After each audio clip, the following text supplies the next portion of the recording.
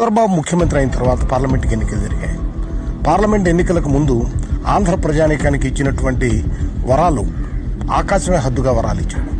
కనపడినటువంటి ప్రతి మనిషికి ఏం కావాలి నరుడా కోరుకో, నీకు అన్ని ప్రసాదిస్తున్నానని చెప్పాడు. ఎన్నికలు అయిపోయిన తర్వాత 15 రోజులు కూడా కాకుండానే నేను ఆర్థికంగా దివాలా తీశాను, నా దగ్గర ₹1 కూడా లేదు, ప్రభుత్వాన్ని నడపడం నాకు చేత కాదు, ఉద్యోగుల జీతభత్యాలు కూడా వచ్చే నెలలో ఎలా ఇవ్వాలో నాకు తెలియకుండా ఉంది, కనుక ప్రజలే భరించాలి, ప్రజలే నడిపించాలి, ప్రజలే డబ్బు నాకు ఇవ్వాలి, ప్రజల సలహాలు ఇవ్వాలి అని ప్రజల మీద పడ్డాడు.